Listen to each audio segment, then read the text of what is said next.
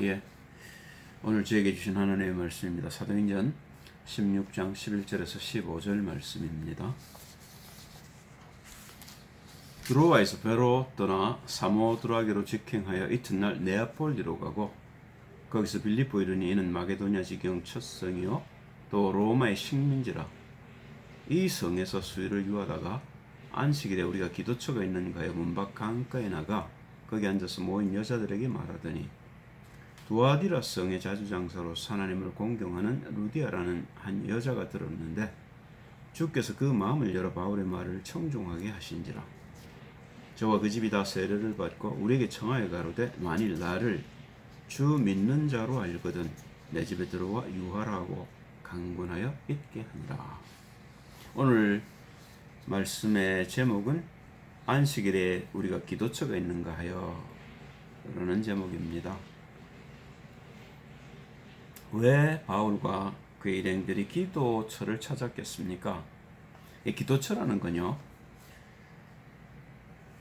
유대인들이 10가정 이상이 모이면 10명 이상의 남자들, 가정을 가진 10명 이상의 남자들이 모이면 회당을 지었는데요. 회당을 짓기까지, 그러니까 10명이 채 성원이 되기 전에는 기도처를 만들었다고 합니다. 대개 이제 강가나 바닷가에 만들었던 모양인데요. 바울의 목적은 뭐냐면 하나님을 믿는데 하나님을 만나는 길을 모르는 사람을 찾겠다는 겁니다. 그죠? 그래서 이제 기도처가 있는가 하여 강가로 나가는데 거기에 모여 있던 여자들에게 말을 합니다. 그런데 바울 자신이 하나님을 믿었는데 나중에 그리스도 예수를 만나고 보니까 자기가 잘못 믿었다는 걸 발견하게 됐죠. 그리고 갈라디아서 1장 8절을 보면 자기가 믿는 그 복음이 얼마만큼 확실한지, 내가 전하는 이 복음에는 천사라도 다른 복음을 전하면 저주를 받을 것이다, 그렇게 얘기를 합니다. 그 말은 내가 아는 복음이 정확한 복음이고 그 복음 외에 다른 복음은 없다는 그만한 확신이 있는 거죠. 그 확신이 어디서 왔겠습니까? 부활하신 주님을 만나고 그 주님의 인도를 따라 말씀을 통해 그리스도 예수가 누군지를 정확하게 알았다는 것이지요. 그런 사람들, 자기처럼 하나님을 찾지만 하나님을 만나지 못한 사람들, 말하자면 종교인들을 찾는 겁니다. 하나님 있는 줄은 아는데 하나님 만나는 길을 모르는 사람들을 찾아 나선 거죠. 본래 자신이 그랬기 때문에 그런 사람들이 갖고 있는 고통이나 그 힘듦을 잘 아는 거죠. 요한복음 4장 20절 26절을 보시면 그런 사람 중에 하나가 이제 사마리아 여자입니다. 우리 조상들은 이 산에서 예배하였는데 당신들의 말은 예배할 곳이 예루살렘에 있다 하더이다. 예수께서 가라사대 여자의 내 말을 믿으라. 이 산에서도 말고 예루살렘에서도 말고 너희가 아버지께 예배할 때가 이르리라. 성전이 중요한 게 아니란 말이죠. 너희는 알지 못하는 것을 예배하고 우리는 아는 것을 예배하노니 이는 구원이 유대인에게서 남이니라. 아버지께 참으로 예배하는 자들은 신령과 진정으로 예배할 때가 오나니 곧 이때라. 아버지께서는 이렇게 자기에게 예배하는 자들을 찾으시느니라. 하나님은 영이시니 예배하는 자가 신령과 진정으로 예배할지니라.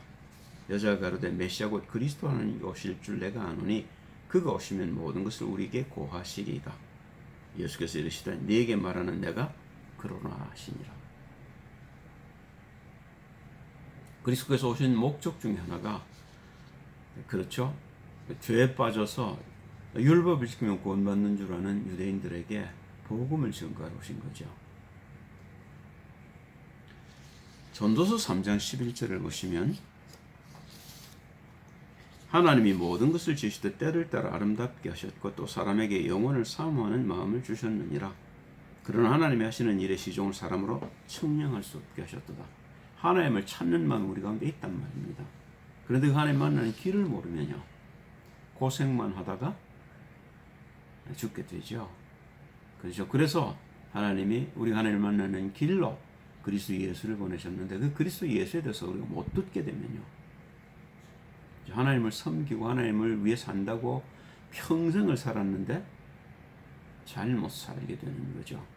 왜냐하면 하나님께서 우리가 하나님을 만날 수 있는 길로 내신 유일한 길이 그리스도 예수 외에는 없기 때문에 그렇습니다. 종교와 신앙의 차이가 여기서 확연하게 드러납니다. 우리가 우리 마음대로 믿는 것이 아니라는 겁니다. 하나님 우리에게 하나님을 만나는 길을 주셨는데 그 길을 놓쳐버리면요, 다른 길은 없다는 겁니다. 그래서 우리가 오직 예수라는 겁니다. 그리고 그 기독교가 그래서 종교와 부딪히는 이유 중에 하나가 다른 종교처럼 우리 하나님을 어떻게 아무렇게나 우리 마음대로 만날 수 있는 것이 아니라고 얘기하기 때문에 다른 종교가 반발하고 자신들이 갖고 있는 교리나 혹은 믿음에 우리 기독교가 상치되기 때문에 반발하는 겁니다. 그러면 그 사람들 말이 맞습니까? 아무렇게나 가도 되는 겁니까? 아니란 말입니다. 하나님 내신 단 하나의 길, 이 길을 바울이 만났고 이 길을 사람들에게 증거하는 일에 자기의 목숨을 건 겁니다. 왜냐하면 자기가 그리스도를 모를 때 겪었던 고통들을 바울 자신이 잘 알고 있단 말입니다.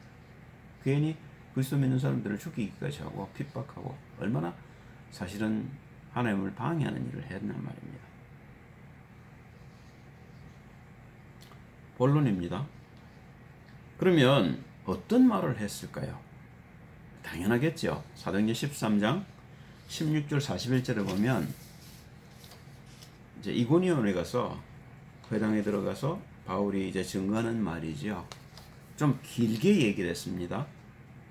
그런데 나중에 사도행전 17장 1절 3절이나 사도행전 18장 4절 5절을 보면 이걸 아주 간단하게 얘기를 합니다. 길게 얘기한 걸 우리가 그냥 생략하기로 하고요. 짧게 한 얘기들을 우리가 중심으로 보겠습니다. 사도행전 17장 1절 3절입니다. 저희가 암비볼리와 아볼로니아로 다녀가 데살로니가에 이르니 거기 유대인의 회당이 있는지라 바울이 자기의 규례대로 저에게로 들어가서 새 안식일에 성경을 가지고 강론하며 뜻을 풀어 그리스도가 해를 받고 죽은 자 가운데서 다시 살아야 할 것을 증명하고 이르되 내가 내게 전하는 예수가 곧 그리스도라 하니. 사도행전 아까 얘기했던 13장 16절 41절이 사실은 뜻을 풀어 그리스도를 설명하는 장면입니다. 18장 4절 5절을 보면 이걸 더 한마디로 간단하게 축소를 했어요. 안식일마다 바울이 회당에서 강론하고 유대인과 헬라인을 권면하니라. 실라와 디모데가 마게도니아로서 내려오매 바울이 하나님의 말씀에 붙잡혀 유대인들에게 예수는 그리스도로 밝혀진 거니. 간단하게 한마디로 얘기하는 겁니다. 이것은요, 사도행전 13장에 이미 길게 설명했고 사도행전 7장에 혹은 사도행전 4장입니까? 5장입니까? 베드로가 한 설교 2장에 14절 21절에 베드로가 이미 그런 다 설교를 한 걸 반복하지 않으려는 의도지요. 이미 얘기를 했기 때문에 그런 겁니다. 그리고 사도행전 22장에 보면요, 14절 21절 사이에 이런 얘기를 써놨습니다. 이제 바울이 그 바리새인들 앞에서 이제 변명하는 얘기죠.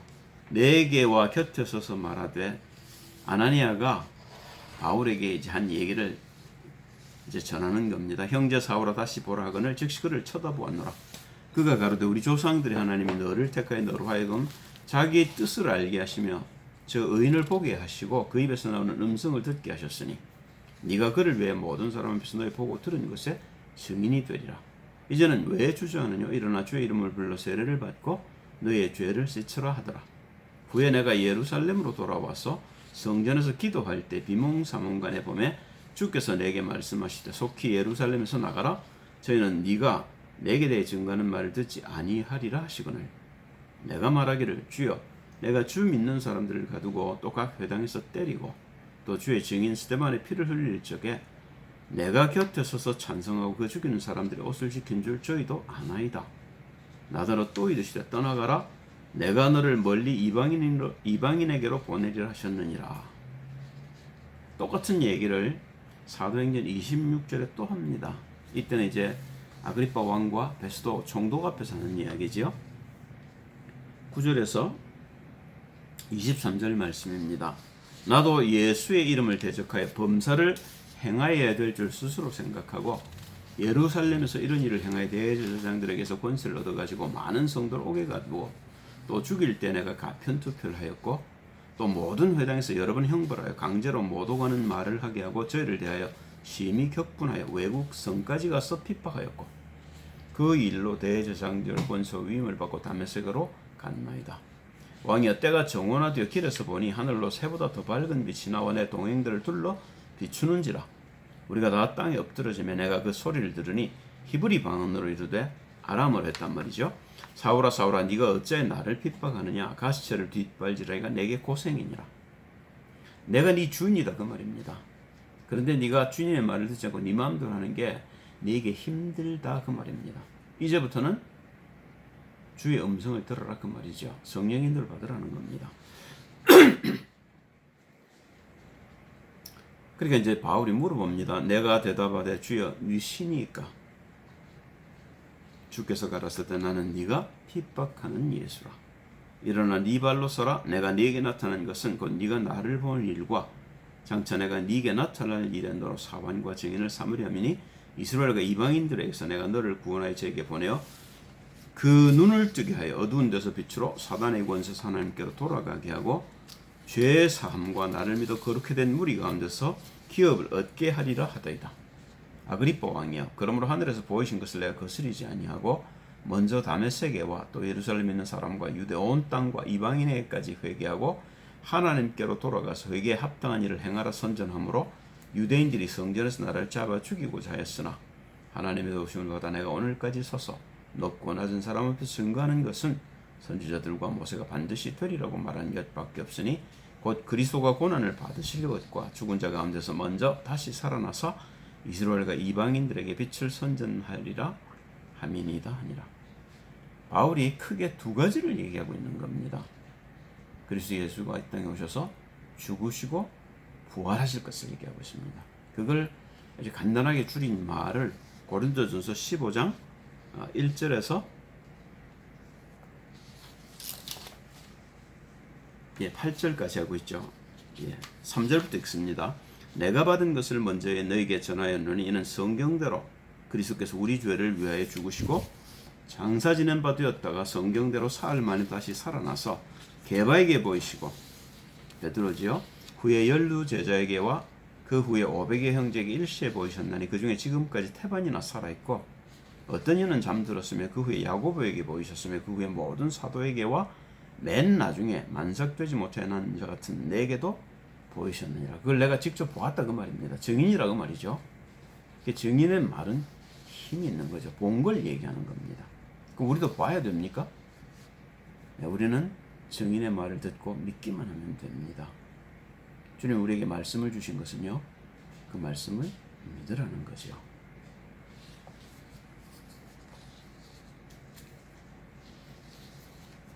자, 그 얘기를 했더니 그 중에서 루디아라는 여자가 반응을 합니다.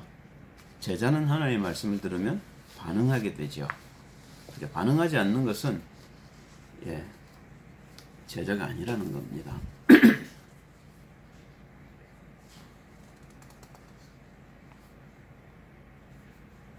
여기 보면 하나님을 경외해야 한다 이런 말을 써놨는데요.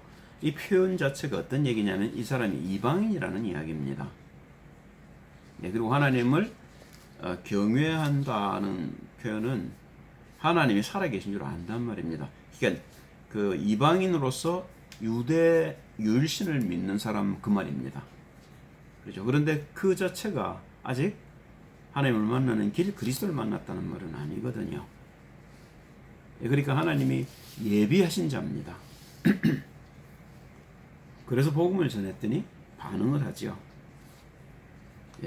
그런데 그 복음을 전할 적에 우리가 한 가지 주의할 부분이 뭐냐면 주께서 그 마음을 여사 그렇게 써놓은 겁니다. 그 마음을 여신다는 표현이 아주 중요한 표현이고 같은 표현이 누가복음 24장 27절 32절 사이에 있습니다. 그런데 그 전에 하나 더 볼 게 있습니다. 뭐냐면 하나님을 경외하는 자에 대한 예표가 사도행전 10장 1절에서 8절에 있습니다. 고넬료에 대한 이야기죠. 가이사랴에 고넬료라는 사람이 있으니 이 이달리아다 하는 군대 대부장이라. 그가 경건하여 온 집으로 더불어 하나님을 경외하며, 같은 표현을 써놨죠. 백성을 많이 구제하고 하나님께 항상 기도하더니 하루는 제9시쯤 되어 반상 중에 밝히 보매 하나님의 사자가 들어와 가로되 고넬료야 하니, 고넬료가 주목하여 보고 두려워 가로되 주여 무슨 일이니까? 천사가 가로되 내 기도와 구제가 하나님 앞에 상달하여 기억하신 바가 되었으니 네가 지금 사람들을 요바에 보내어 베드로라는 시몬을 청하라. 저는 비장 시몬의 집에 우거하니 그 집은 해변에 있느니라 하더라. 마침 말하던 천사가 떠나며 고넬료와 집안 하인 둘과 종졸 가운데 경건한 사람 하나를 불러 이 일을 다 구하고 요바로 보내니라. 그래서 베드로를 청해 와서 베드로에게 복음을 듣고 온 집이 회개하는 일이 일어나지요. 똑같은 일이 지금 루디아에게 일어나고 있는 겁니다. 그런데 우리가 여기 주목해야 될 게 뭐냐면, 하나님을 찾기만 하면 하나님은 우리를 만나 주신다는 겁니다. 하나님은 자기를 찾는 자들을 찾는 분이시란 말입니다.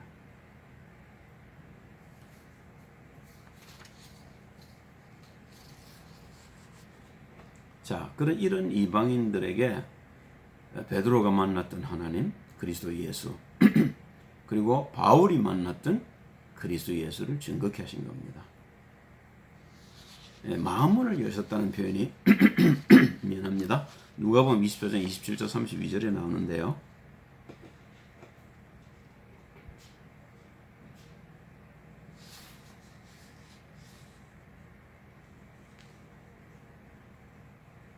예, 15절에서 27절까지가 나왔네요. 먼저 15절에서 27절 말씀을 봅니다. 그 엠마오로 내려가는 두 제자를 만난 그리스도인데요. 그리스도를 못 알아봅니다. 참 이해가 잘 안 되는데요. 얼굴이 변형되셨든지 아니면 어두워서 그랬든지 모르긴 하겠습니다만, 어쨌든 저희가 서로 이야기하며 문의할 때 예수께서 가까이 이르러 저희와 동행하시나 저희의 눈이 가리워져서 그인 줄 알아보지 못하거늘 예수께서 이르시되 너희가 길 가면서 서로 주고받고 하는 얘기가 무엇이냐 하시니 두 사람이 슬픈 빛을 띠고 머물러 서더라. 그 한 사람인 글로바라는 자가 대답하여 가로되 당신이 예루살렘에 우거하면서 거기서 된 일을 홀로 알지 못하느냐. 가라사대 무슨 일이뇨?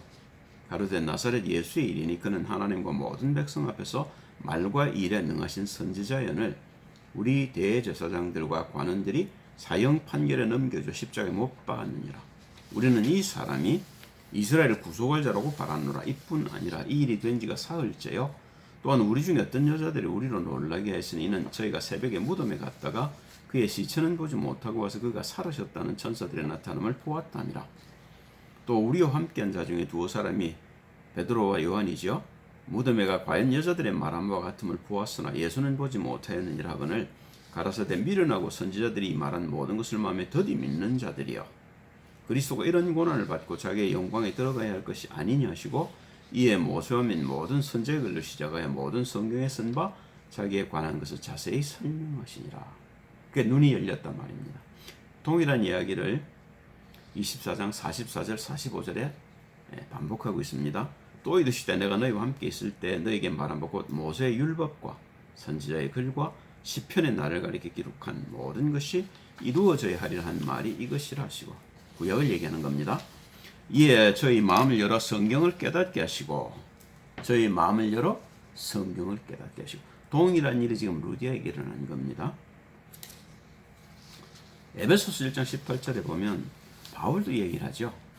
너희 마음 눈을 밝히사, 하나님께서 지어 계시의 영을 주셔서 너희 마음 눈을 밝히사 그의 부르심의 소망이 무엇이며 성도 안에서 그 기업의 영광의 풍성이 무엇이며. 아까 우리 좀 전에 봤던 사도행전 26장에도 그랬죠. 바울을 보내는 목적을 그들의 눈을 뜨게 하셔 흑암의 권세에서 하나님의 나라로 옮기게 하시려고 하셨다는 겁니다. 다시 말하면 우리가 하나님을 경외하지만 그리스도 예수를 통해서 우리 하나님을 만나지 못하면 어둠에 잡혀 있는 거라는 겁니다. 그런 사람들에게 그리스도를 증거해서 복음을 증거해서 그들이 빛 가운데로 들어오도록 하려는 것이 하나님의 계획이라는 겁니다. 이 계획을 알고 누렸던 바울이 했던 일이 그 일밖에는 할 것이 없었던 거죠. 자, 그러니까 어떻게 됩니까? 사도행전 16장 15절에 루디아가 얘기하지요. 저와 그 집이 다 세례를 받고 우리에게 청하여 가로되 만일 나를 주 믿는 자로 알거든 내 집에 들어와 유하라고 강권하여 있게 하니라. 바울이 물론 잘 데가 없었을 겁니다만은 그것 때문이 아니겠죠. 더 내게 그 복음에 대해서 자세하게 알려달라 그 말이죠. 그죠? 듣긴 들었는데 한두 번 들어서 되는 게 아니지 않습니까? 그러니까 당신이 며칠 나고 우리 집에 유하면서 내게 복음의 그 깊이를 더 알려달라는 겁니다. 바울에게는 온전하신 하나님의 인도라고 믿어졌고 당연히 바울과 그 동행들이 그 집에 묵으면서 있는 동안에 그리스도에 대한 복음을 쭉 설명했겠죠. 자기가 어떻게 그 그리스도를 만났고 다메섹 도상에서 어떻게 아나니아를 만났고 어떻게 다메섹으로 내려갔고 거기서 3년 동안 복음을 전했고 그리고 예루살렘에 갔다가 고향으로 보냄을 받아서 다소에서 얼마 동안 말씀을 보면서 그 말씀 속에서 그리스도를 알게 됐고 그러면서 이 그리스도에 대한 이야기들을 구약을 가지고 쭉 설명해 주었겠죠. 그리고 이고니온에서 있었던 일, 루스드와 더베에서 있었던 일, 그리고 빌립보로 오기 전까지 있었던 일들에 대한 얘기들을 아마 간추려서 얘기를 해 주었겠죠. 예, 그래서 이 사람을 통해서 이제 교회가 서게 됩니다. 그게 빌립보 교회지요.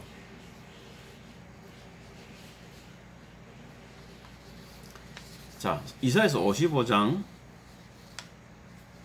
1절 3절을 보면 하나님께서 이런 말씀을 써놓으셨어요. 너희 목마른 자들아 물러나라. 아까 우리가 전도서 3장 11절에 본 것처럼 영혼을 사모하는 마음을 우리 가운데 주셨는데 그게 갈급함이지요. 아모스 8장 11절에도 물이 없어서 기갈이 있는 게 아니다. 하나님의 말씀을 못 찾아서 그런 거다. 말씀을 알기는 아는데 그 말씀을 우리가 바르게 이해할 수 없었다는 겁니다. 그죠? 그리스도 예수라는 눈으로 말씀을 보지 않으면 우리는 결국 말씀을 이해할 수가 없는 겁니다. 바울은 그 그리스도 예수를 만나고 그리스도 예수의 눈으로 성경을 보았기 때문에 그걸 풀어서 설명할 수 있는 힘이 있는 거지요. 너희 목마른 자들아 물러나오라. 돈 없는 자도 오라. 너희는 와서 사 먹되 돈 없이 값 없이 와서 포도주와 젖을 사라. 너희가 어찌하여 양식 아닌 것을 위해 은을 달아주며 배부르게 못할 것을 위해 수고하느냐. 나를 청종하라. 그리하면 내가 좋은 것을 먹을 것이며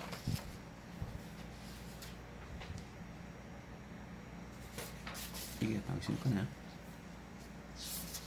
너희 마음이 기름진 것으로 즐거움을 얻으리라. 너희는 귀를 기울이고 내게 나와 들으라. 그리하면 너희 영혼이 살리라. 내가 너에게 영원한 언약을 세우리니 곧 다윗에게 허락한 확실한 언약이라. 이 영원한 언약 그게 그리스도 예수란 말입니다. 그죠? 그리스도 예수만이 우리를 구원할 수 있는 유일한 길이라는 겁니다. 제가 여기 써놓지 않았는데요.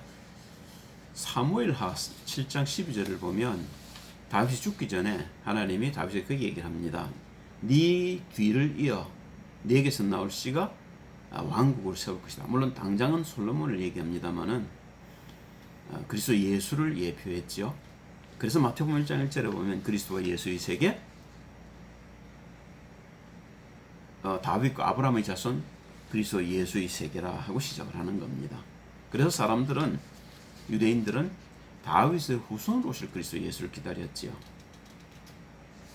그 후손으로 오신 그리스도 예수, 그가 영원한 언약이라는 겁니다. 그리스도 예수, 그게 하나님 우리에게 두 번째로 주신 언약입니다.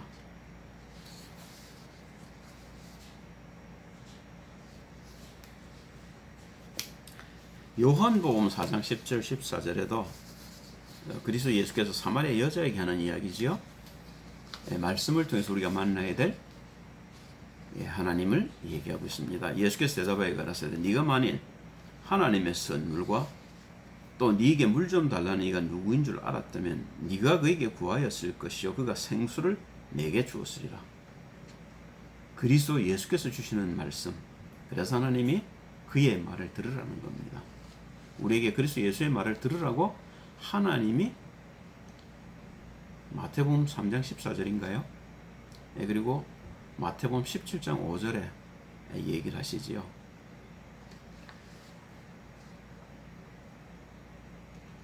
여자가 가로되 주여 물기를 그릇도 없고 이 무는 깊은데 어디서 이 생수를 얻겠습니까? 말을 못 알아듣죠. 우리 조상 야곱이 이 우물을 우리에게 주었고 또 여기서 자기와 자기 아들들과 짐승이 다 먹었으니 당신이 야곱보다 더 크니까. 예수께서 대답하여 가라사대 이 물을 먹는 자마다 다시 목마르려니와 내가 주는 물을 먹는 자는 영원히 목마르지 아니하리니 나의 주는 물은 그 속에서 영생하도록 솟아나는 샘물이 될 것이다. 그죠? 요 얘기를 예수님께서 나중에 다시 한 번 더 합니다. 요한복음 7장 37절에서 39절이죠. 명절 끝날 곧 큰 날에 예수께서 서서 외쳐 가라사대 누구든지 목마르거든 내게로 와서 마셔라. 나를 믿는 자는 성경의 이름과 같이 그 배에서 생수의 강이 흘러나리라 하시니 이는 그를 믿는 자에 받을 성령을 가리켜 말씀하시는 것이라. 예수께서 아직 영광을 받지 못하신 고로 성령이 아직 저에게 계시지 아니하시더라. 그리스도 예수께서 돌아가시고 성전 휘장의 문이 찢어졌죠. 그 얘기를 하고 있는 겁니다.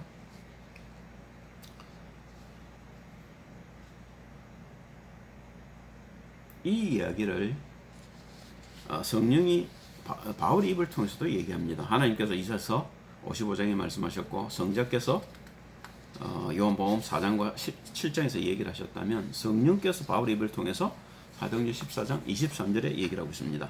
각 교회에서 장로들을 택하여 금식 기도하며 저희를 그 믿은 바 주께 부탁하고 같은 얘기를 20장 32절에 또 합니다. 지금 내가 너희를 에베소 장로들을 불러서 얘기하는 거죠. 주와 및 그 은혜의 말씀께 부탁하노니 그 말씀이 너희를 능히 든든히 세우사 거룩히 하심을 입은 모든 자 가운데 기업이 있게 하시리라.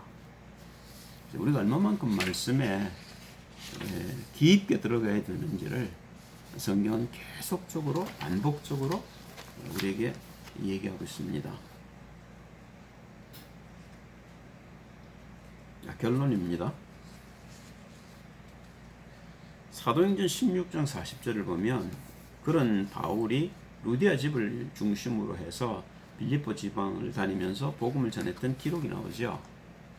그게 이제 16절부터 나오는데 저만한 여종을 만나서 귀신 들린 여종을 붙들고 있던 그 귀신들을 쫓아내고 그 주인들에게 송사를 당해서 감옥에 gat히고 그리고 그것이 찬양을 하다가 빌립보 간수가 회개하고 하는 일들이 일어납니다. 그리고 그 빌립보 간수장을 통해서 빌립보 그 간수의 온 가족이 복음을 받는 일이 일어나지요. 그리고 난 뒤에 풀려나서 바울이 먼저 온 것이 루디아의 집입니다. 그러면 이 루디아의 집을 중심으로 루디아가 아마 자주 장사를 했기 때문에 돈이 좀 있었던 것 같아요. 아마 같이 일하는 사람들도 있었고 집이 아마 컸던 것 같습니다. 그 집을 열어서 이제 복음을 들을 수 있는 그래서 복음을 듣고 싶어하는 사람들이 모이는 장소가 되었던 것 같습니다. 이게 이제 빌립보 교회의 시작이지요. 16장 40절입니다. 두 사람이 옥에서 나가 루디아의 집에 들어가서 형제들을 만나보고 위로가 아니라 이미 형제들이 모여 있습니다. 루디아만 얘기하는 게 아니겠죠.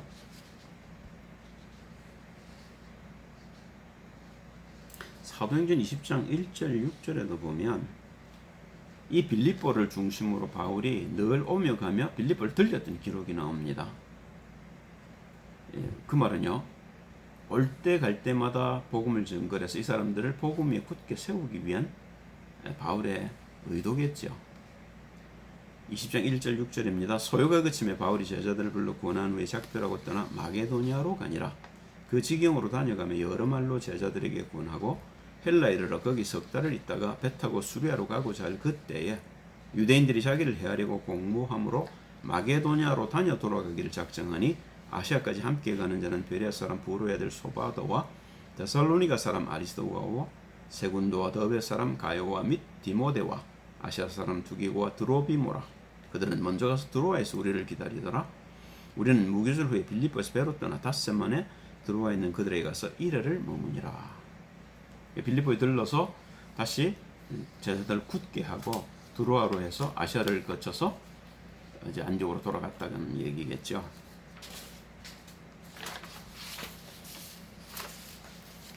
자, 그렇게 해서도 빌립보 교회가 든든히 서지를 못한다는 소문이 들립니다. 그래서 로마 감옥에서 빌립보서를 씁니다. 빌립보를 향해서 이제 빌립보 교인들에게 이제 권고하는 편지가 빌립보서입니다. 보면요, 빌립보서 1장 1절을 먼저 보면요, 그리스도 예수의 종 바울과 디모데는 그리스도 예수 안에서 빌립보에 사는 모든 성도와 또는 감독들과 집사들에게 편지하느니, 감독들이 있습니다. 그 큰 교회가 됐다는 이야기죠. 집사들이 있습니다. 그런데 이 교회에 문제가 있었던 것 같습니다. 이제 그 중직자들 간에 마음이 잘 안 맞았던 것 같아요. 그 중직자들이 하나 되게 하라고 바울이 편지를 썼고 하나 되는 길을 제시합니다. 그게 빌립보 1장 3절에서 11절이죠. 내가 너희를 생각할 때마다 나의 하나님께 감사하며 간구할 때마다 너희 무리를 위하여 기쁨으로 항상 간구함은 첫날부터 이제까지 복음에서 너희가 교제함을 인함이라. 그죠? 첫날 아닙니까? 유럽 들어와서 제일 먼저 맞는 게 루디 아닙니까? 너희 속에 착한 일을 시작하시니가 그리스도 예수의 날까지 이루실 줄 우리가 확신하노라. 여기서 그리스도 예수의 날까지라는 말은 우리가 온전하게 성숙하게 그리스도의 장성한 분량까지 자라가는 걸 이야기를 합니다. 내가 너희 무리를 위해 이와 같이 생각하는 것이 마땅하니 이는 너희가 내 마음에 있음이며 나의 매임과 복음을 변명함과 확정하며 너희가 다 나와 함께 은혜에 참여한 자가 됨이라. 내가 예수 그리스도의 심장으로 너희 무리를 어떻게 사모하는지 하나님이 내 증인이시니라. 내가 기도하노라. 너희 사랑을 지식과 모든 총명으로 점점 더 풍성하게 하사 너희로 지극히 선한 것을 분별하며 또 진실하여 허물없이 그리스도의 날까지 이루고 예수 그리스도로 말미암아 의의 열매가 가득하여 하나님의 영광과 찬송이 되게 하시기를 구하노라. 싸우는 이유가 뭐겠습니까? 성숙하지 못해서 그런 거 아닙니까? 왜 성숙하지 못합니까? 그리스도 예수에게 불의를 못 내리고 아직도 육신에 붙잡혔기 때문 아닙니까? 거기서 해방되는 길 오신 그리스도 예수를 다시 얘기합니다. 2장 1절에서 11절이죠.